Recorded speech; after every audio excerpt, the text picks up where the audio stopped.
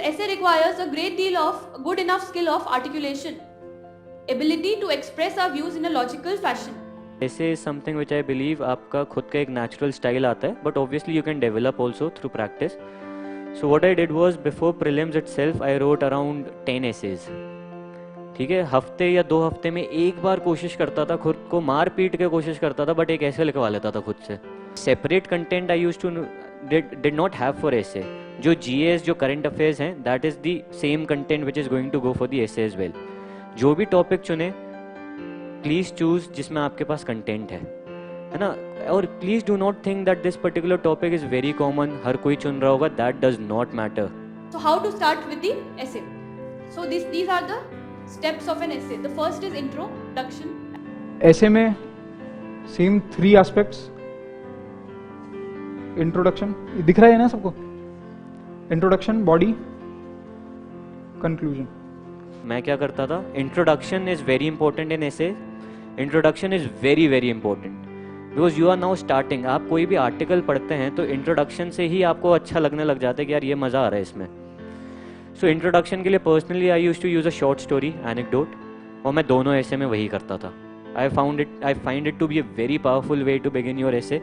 Technology owes ecology and apology, ये अगर आपका ऐसे का टाइटल है तो इसके अंदर आपके इंट्रोडक्शन में कोई स्टोरी आ गई कि भाई टेक्नोलॉजी की वजह से इन्वायरमेंट को इतनी क्षति पहुंची है कि हम अब कुछ ही साल में ऐसा ग्लोबल वार्मिंग ये सब होने वाला है और इसकी वजह से प्रॉब्लम्स हैं. But at the same time अपन ने यहीं पे कुछ बता दिया कि नहीं, ये टेक्नोलॉजी भी कहीं ना कहीं एनवायरनमेंट को बचाने में भी हेल्प कर सकती है. तो ये इंट्रोडक्शन में ही रिफ्लेक्ट हो गया तो सामने वाले को पता चल जाएगा बॉस इंट्रोडक्शन इज गुड. फिर उसके बाद what I used to do was I call this things connecting paragraphs, है ना. ये कनेक्टिंग पैराग्राफ्स क्या होते हैं actually, whenever you are switching from suppose say one dimension to other in your topic in your essay, then you must do it seamlessly. Flow आना चाहिए ऐसे का, तो उसके लिए ये कनेक्टिंग पैराग्राफ्स बहुत जरूरी होते हैं. Then comes the body. Body में कैसे लिखना है, मैं जनरली जो भी टॉपिक दिया हुआ होता था ना उसका 2 पार्ट्स लेती थी. एक तो why, causes of this problem, जो भी यहाँ पे लिखा हुआ है वो क्यों नहीं हो पा रहा है वो मैं लिखती थी. फिर कॉन्सिक्वेंसेस, इसकी वजह से अगर ये नहीं हो पा रहा है तो इसकी वजह से ब्रॉड इम्पैक्ट क्या हो रहा है. ऐसे में ऐसा बोलते हैं कि rather than writing on the same thing, अगर मैं पूरे टाइम यही डिस्कस करती रहूं कि ग्रिम है, सिचुएशन ग्रिम है, तो हम पे पर्सपेक्टिव्स नहीं ला पा रही हूँ. तो जरूरी है कि हम हर तरह से उसको देखें कि ऐसा क्यों हुआ है. जैसे मैंने किया था, मेरा अप्रोच रहता था कि